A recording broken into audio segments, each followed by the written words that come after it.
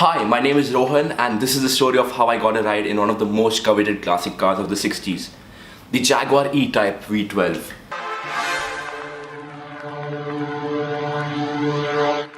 Here I am again, floating through the silence in my cold skin. My body is very thin. My fears tell me I'll never win. On the 1st of April, there was a classic and vintage cars show in the city, and a friend of mine got invited there by this dude who owned a bunch of classics, and he called me because I'm big into cars. That day turned out to be one of the best days of my life. After taking some pictures and shooting some videos, a hot Jaguar E Type rolls in, and this is one of my dream classic cars. It's the king of the track from the 60s and the 70s. It destroyed every other car back then. It's one of the best looking cars from that era. So when this car rolls in, I lose my shit. I'm like, oh my god, this car can't be here. I didn't know it existed in the city. I didn't know there was an E-Type in the city. I was mad over that car. So I approached the owner, I started talking to him, I asked him what year is it. He seemed really friendly. Since I came with one of the participants, I could walk into the lounge where all the owners were going to have their breakfast and lunch. And it just struck me, what if I approached this guy and asked him if I could get a ride in this car, because this is a dream car of mine. And it was just a thought. I tried to forget about it because it seemed so impossible. But then, like, after a couple of hours, when I found myself hanging right beside the E-Type for most of the time, I knew I should at least try, because, well, it's like your dream's right there, and you never know. Like, if I wouldn't have tried, I wouldn't have known what would have happened, right?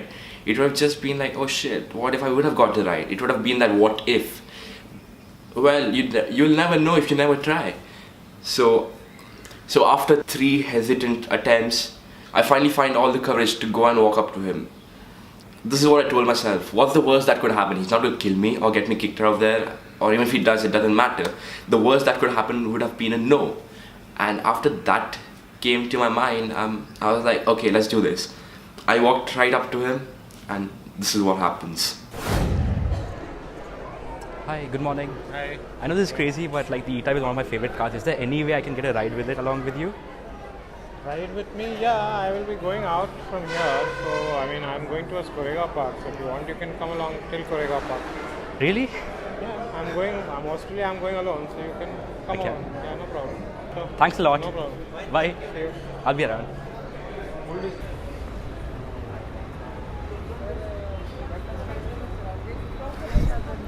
Holy f***. I'm going to get a ride in the E-Type now. Damn it.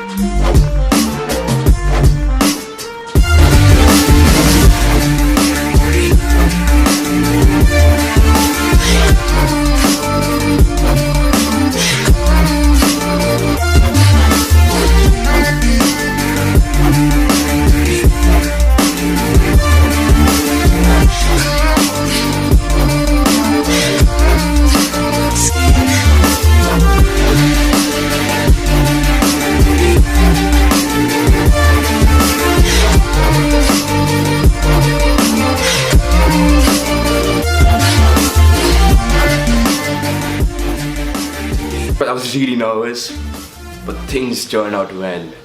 This was my first ride in a supercar, and also my first ride in a V12, which is really close to my heart because the V12 Lamborghinis are what got me into the car scene.